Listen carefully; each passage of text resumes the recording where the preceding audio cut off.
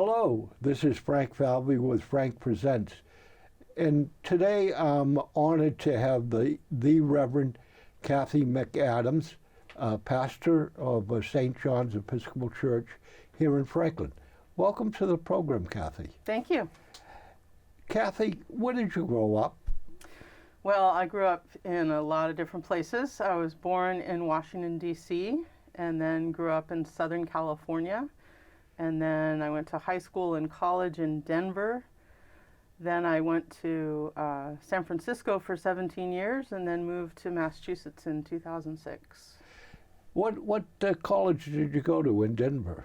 Metropolitan State College. And what degree did you receive from there? I received a bachelor's in elementary education. And did you teach for a while? I did, yeah. I taught in the Denver public schools for a few years.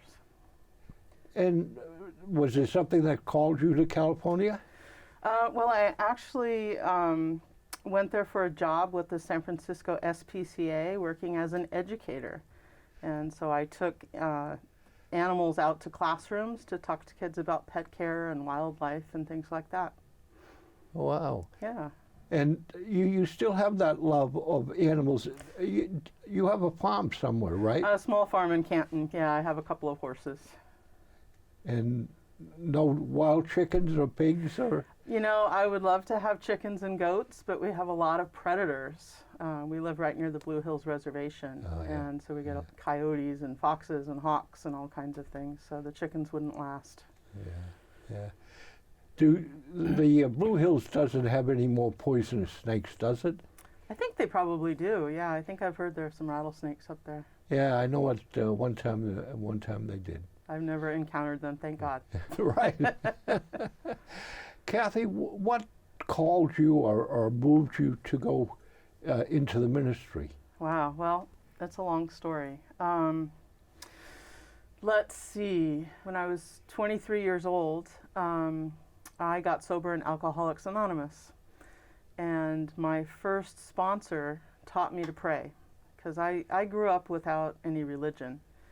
And so she taught me, you know, we get on our knees and we ask God for what we want, and then we say, "Thy will, not mine, be done."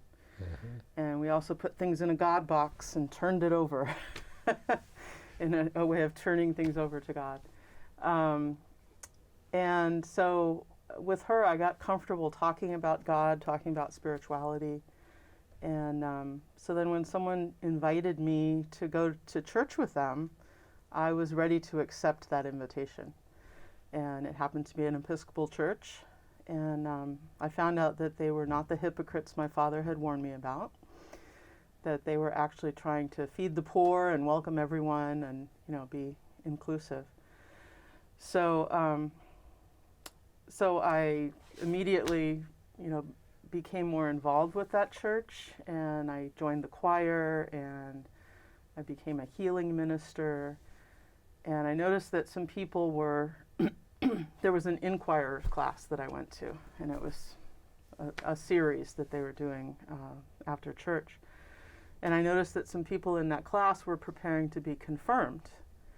And I understood that confirmation meant becoming part of the community, joining, and I wanted to do that.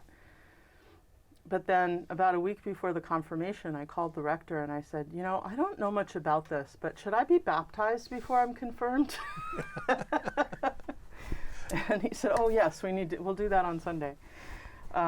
So I was baptized at Trinity Episcopal Church in San Francisco and confirmed at Grace Cathedral there in the city.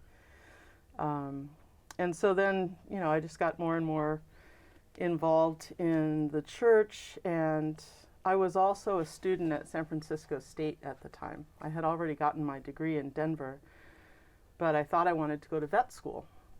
So I had gone back to do some hard sciences and things, and I only had a couple classes left, and I had turned in my application to UC Davis for vet school. And let me see. So I went back to Grace Cathedral for a friend's ordination, somebody from the parish who was being ordained, a priest. I had this profound sense that this was something I was supposed to be doing. And I didn't know what to make of that. It was an avenue that had never been open to me before, and something I'd never considered. And here I was thinking I'm going to vet school. So I did what my first sponsor taught me to do. I got on my knees. I said, God, I don't understand this, but if this is something you really want me to do, you need to make it really, really clear to me. And the next hymn we sang was, Here I Am, Lord.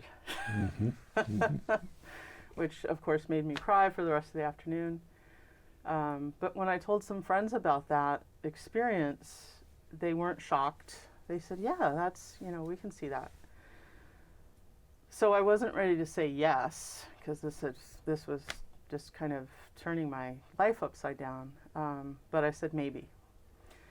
And so I went to, I had been somewhat involved with the ecumenical house on campus at San Francisco State. And I went and talked with the Episcopal chaplain there and, told him what was going on. And he just encouraged me to explore and to, be open to possibilities. And at the same time, the Presbyterian chaplain kind of she was kind of the director of the place. She invited me to come on staff there and run the cafe that they had.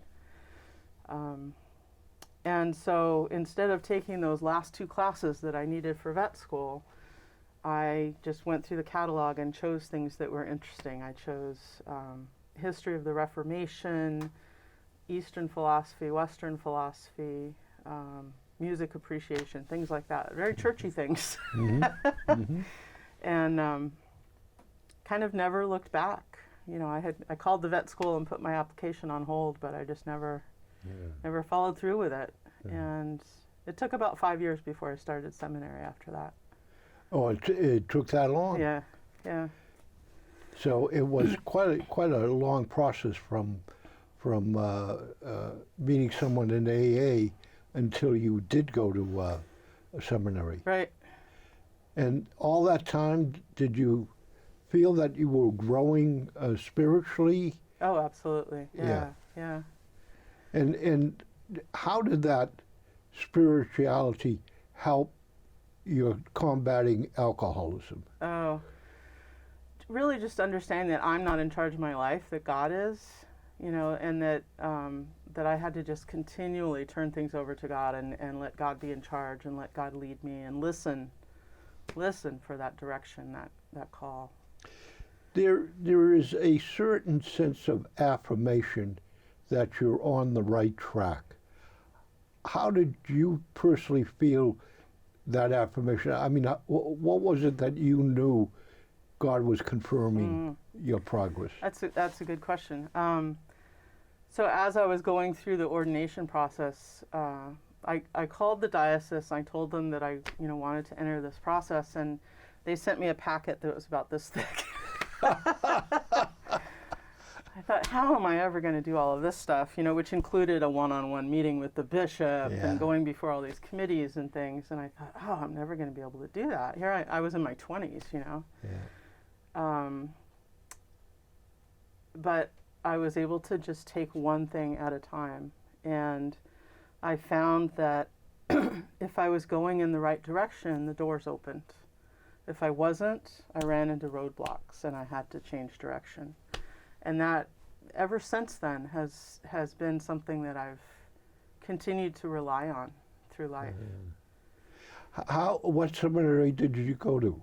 Church Divinity School of the Pacific. It's part of the Graduate Theological Union in Berkeley, California, right next to UC Berkeley. Uh-huh.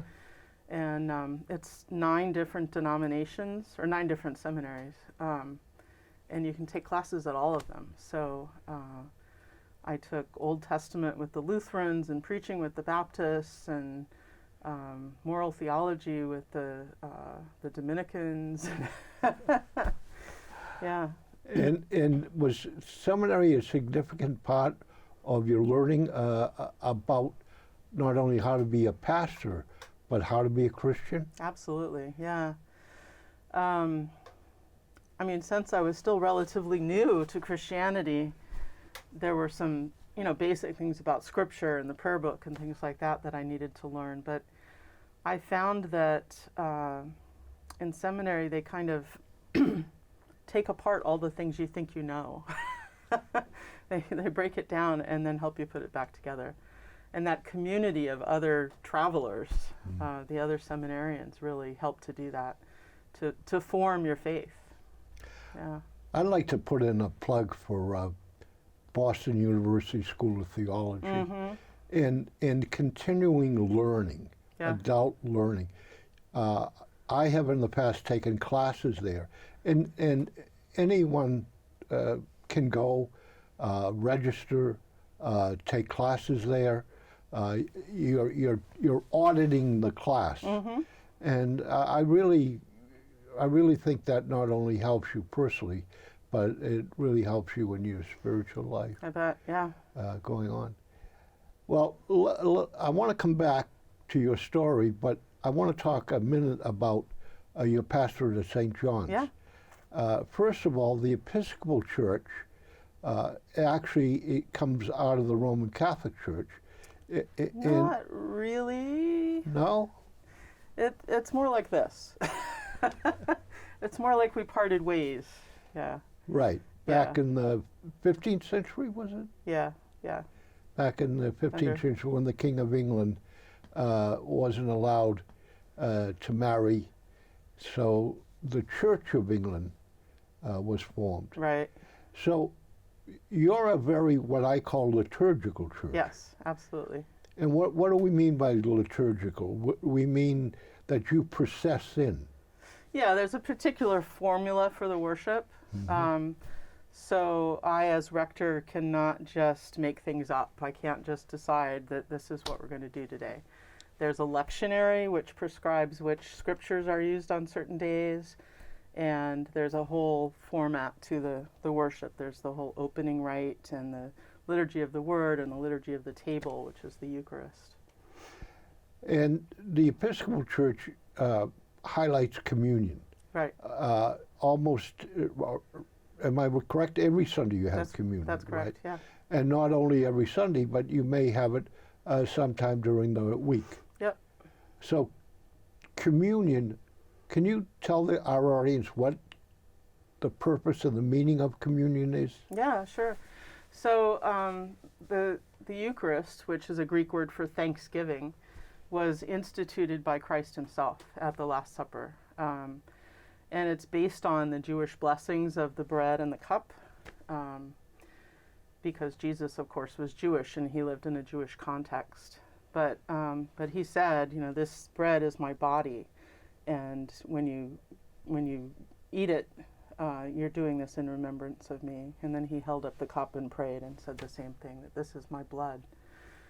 So in doing that, we are communing with Jesus, we're communing with each other, we're communing with Christians everywhere. The Book of Common Prayer, which again goes back, I believe, to the founding of the Episcopal Church. To the founding of the Church of England, yeah. The Church of England. And this has prayers, has services, and my emphasis is that it is old, although it is updated on a regular basis. Correct. Can you tell again what the Book of Common Prayer is all about and how it's used? Yeah, well, you got it. There are daily offices that people can use morning, noon, and night, either in a communal context or just within a family or individuals. And then there's the Eucharist that we use on Sundays and other occasions. There's a service of baptism, there's the funeral, marriage. There are some services that are only done by bishops, which are called episcopal services, like confirmation and ordination. And then there's just a variety of other prayers and psalms and things that people can use in their own prayers. Can you draw the distinction between meditation and using the Book of Common Prayer?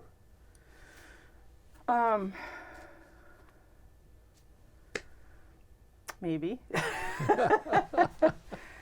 So I think any kind of prayer can be meditative. I think some people would describe, using a repetitive kind of prayer, putting them into a meditative state.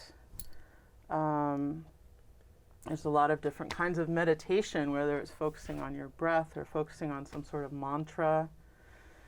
But the Book of Common Prayer is, particular rote prayers that people can use. And I think it's important to remember that we can always just talk to God, that we don't have to use those kinds of prayers to pray. Mm-hmm. We can pray anytime, anywhere, by just telling God what we're feeling and what's going on for us. At stoplights?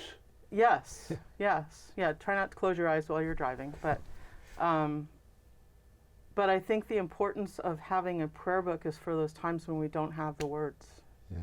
When we just don't know what to say, and we can turn to a prayer and read it.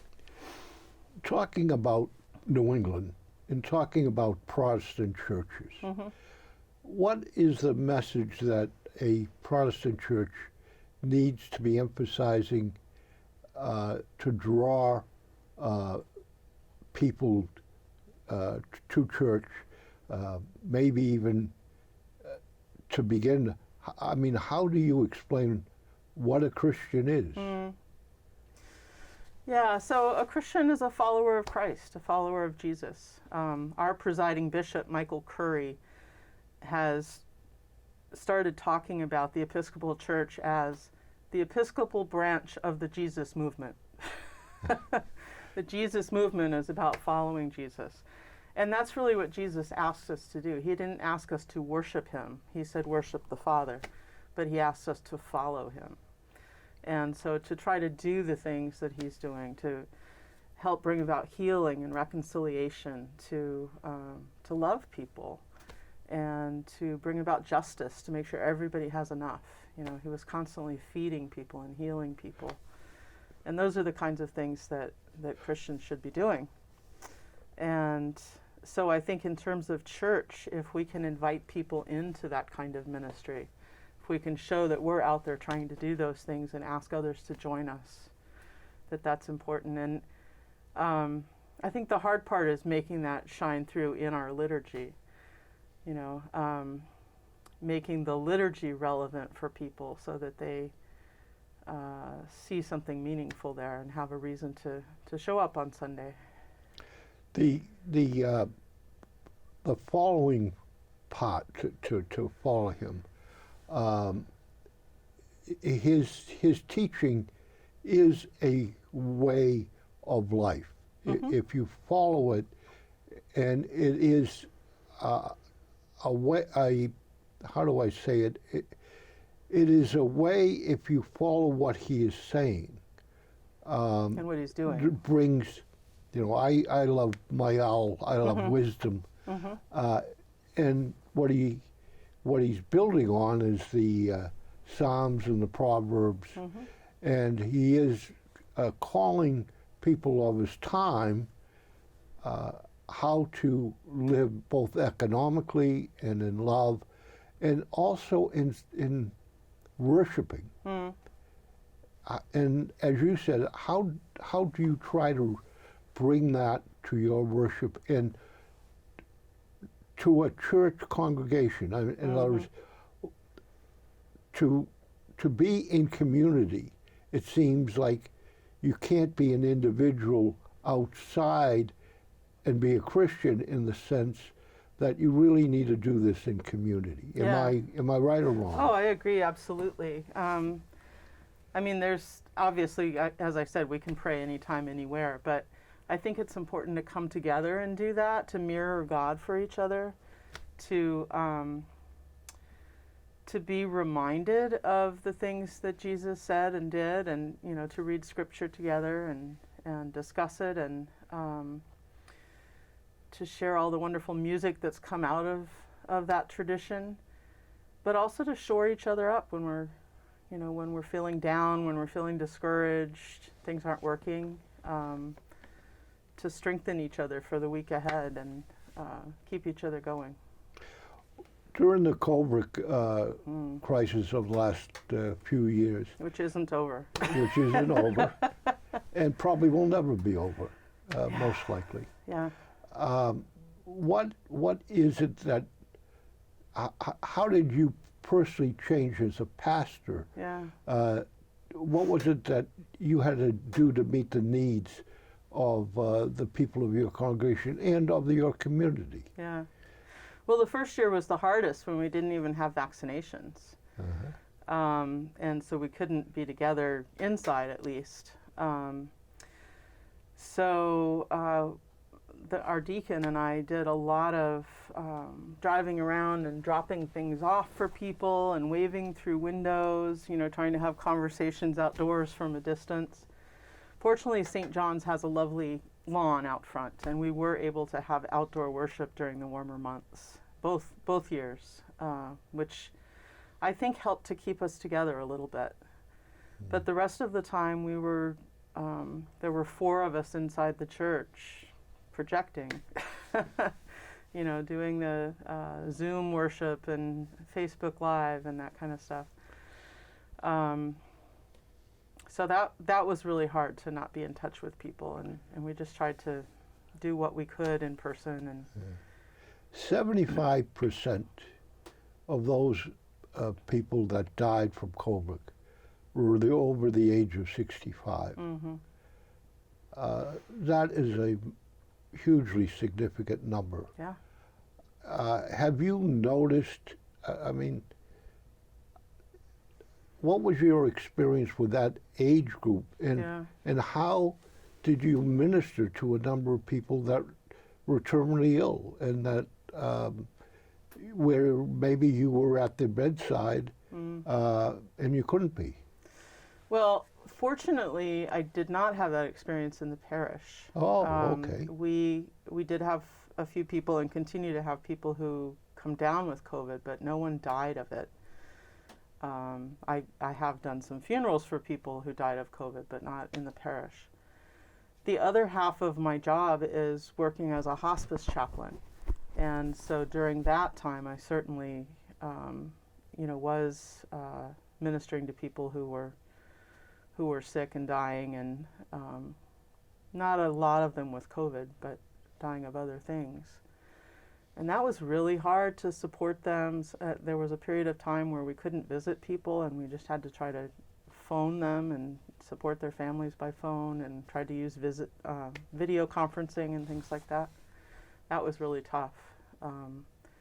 But once we were able to get all the PPE and the vaccinations and get back face-to-face with people, that made it much better. So as a hospice person, what happens if someone enters hospice? Hospice meaning that it's pretty certain you're going to pass away within a certain period of time. 6 months, yeah. 6 months? Yeah, in order to qualify for a hospice, the doctor has to say that your illness, if it continues as expected, that you will probably pass away within 6 months. But you don't have to. It's not a requirement. Not a requirement. If you continue to show decline, they'll recertify you for another period. I've been working with hospice for about 5 years, and I go into both facilities and people's private homes and counsel them and their families about end of life. I see people of all different faiths and no faith at all, which I think is much harder. If someone has a belief system within which they're understanding things, that's much easier to talk about than if they just have no faith at all. Yeah. You think it's easier? If they have some sort of a belief system, yes. If they have a sort of belief system, it's easier. Yeah, but if they don't, it's really hard. Because I'm not there to tell them what to believe. I'm there to kind of draw out of them what is their faith and what keeps them strong, and how do they understand what's happening to them. I would dare say that probably 50% of the people in Franklin are not Christians and not related to religious organizations. Yeah. How do you see the Christian message, in Franklin? How should that be outreached or put forward? How should St. John's members give their Christian message to those that may not be interested in or even know what Christianity is. Yeah. I think everybody needs to know that they're loved. You know, whether they're Christian or some other faith or describe themselves as spiritual but not religious, which is true of a lot of the younger people now. I think everybody needs to know that they're loved. And, you know, that's a part of Jesus's message that we really try to emphasize. In fact, our church school program is based on a program called Love First. So it looks at love of God, love of neighbor, and love of self. And so we try to, you know, emphasize that with the kids, but also with the adults. Everybody needs to know that God loves them. I've noticed in contemporary music and contemporary writings that religious people and religious organizations are being denigrated because they are perceived as being, maybe they were on the wrong side of social issues in the past, and so what's being highlighted is the fact that not only in the past, but in the fairly recent happenings, the church is perceived as having been a stumbling block for other people. First of all, do you agree that there is criticism there? Oh, there's definitely criticism. I can't speak to contemporary music. I can't say that I really listen to a lot of that, but I do think that all churches, well, I shouldn't say all, most churches have a lot of repentance to do about not only sex abuse scandals, but racial injustice, not doing enough to prevent slavery, not doing enough to prevent climate change. I mean, there's so many things that the church has done or left undone that we need to confess about and try to make reparations about and repent. The church is a human institution, so we're not perfect. And, you know, I hope that we can do our best and try to make up for the things that we haven't done well in the past. So, is the church relevant today, and is it necessary to have churches, and are they a mitigating factor in society for the better? Absolutely. Just for the reasons I talked about, you know, why we need to come together on Sundays to, you know, to remind each other that I see the face of Christ in you, and you can find that in me as well, and to shore each other up and to go out together to try to improve the world. And how do you find? We are both part of what's called the Interfaith Council here in Franklin, Mass., which is not made up of all religious bodies. Just the ones here in Franklin, yeah. Yeah, but not all religious bodies in Franklin are part of the council. True. And striving to do what you said. How do you see the town of Franklin and in its religious bodies working here in the community? Oh, you know, I've been so impressed with this community. I've only been in Franklin for 4 years, and some of the things that I've seen people respond to, especially, and I'm forgetting her name, but the poor woman who was murdered by her ex-husband, and I just saw the town come together and raise lots of money to support those children and her mother, and you know, gather on the common and pray for them, and bring them meals. I mean, those signing up for meals, that was filled for months out within days. So I've been really impressed how people come together and support each other. That also happened to our our pastor's family when he Yes, when he was ill. Yes. Yeah. But there is one interesting thing too. We have an Afghan family here in Franklin, and one of the needs, one of the greatest needs, is drivers to be able to take that individual and his children to different places. Right. And yet I don't think it's publicized as much. I mean, publicizing at times some of the needs, to me, is more part of the bigger problem.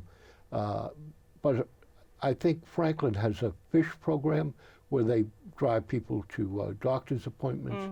There are programs within the Franklin community that I think probably clergy, if you ask clergy about, are more familiar with it than a lot of other people.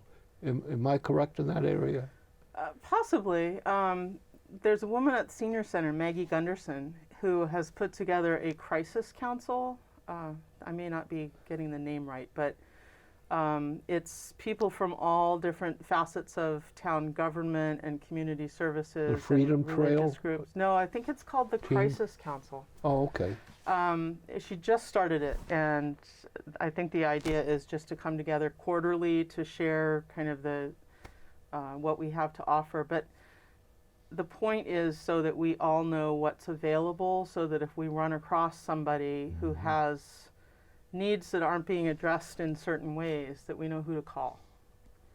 And so, she's the coordinator of that. So I would say those. She's folks. fairly new, isn't she? She's been there a few years. Okay. Yeah. Yeah.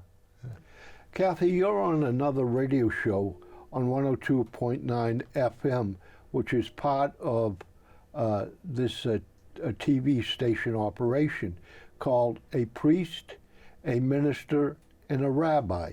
And you've been on it for, is it 2 or 3 years now? I think we just started our 3rd year, yeah. Can you tell us a little about that show? Yeah, I was apprehensive at first because I'm shy, but it's really been a wonderful experience, and it's hosted by Dr. Pandora Carlucci and Jay Horrigan, and the talent, in addition to myself, is Pastor Jacob Juncker from the United Methodist Church and Rabbi Tom Alpert from Temple Etzheim. And we talk about all different types of topics, hopefully things that are relevant for people, and it's usually airs monthly. Great. It's a great show to listen to. It's on Fridays. Look it up on the website. Yeah, I think it's on some Wednesdays too. But, yeah. Kathy, what's the question that I haven't asked you that you're just dying to espouse on? Oh gosh, I'll just tell you that St. John's is a great community, and if anybody is thinking about looking for a church community, come visit us Sunday at 10 o'clock. We have church school at 9:45, and one Sunday a month we have a family service, so there's no church school that day. In the summer things slow down, but September 11th I think is our kickoff for the next school year, so come visit. And you're one of the few churches that have a Christmas fair. We did before COVID. Right. And I don't know if we might put that back together in some capacity. But we do have a pumpkin patch. Yes. We started that 2 years ago, so come to our pumpkin patch in October. Yeah. Great idea. 237 Pleasant Street. And how can people reach the church or reach you? Yeah, well, as I said, just show up. But you can call me. My cell number is 857-237-9428. Or you can, The church's website? Church's website is stjohnsfranklinma.org. And is there a church email? That would be admin@stjohnsfranklinma.org. Kathy, I thank you for coming, and hope in the future we'll be able to have a follow-up. Wonderful. Thank you, Frank. Thank you very much. This is Frank Falvey and Kathy McAdams. Kathy McAdams wishing you to have a blessed day and a holy Sabbath.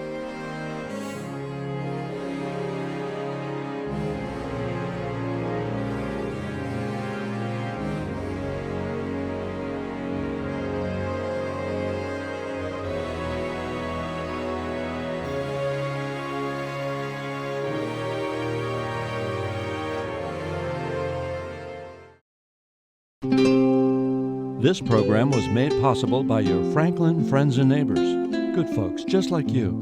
Thanks for supporting Franklin TV. And thanks for watching.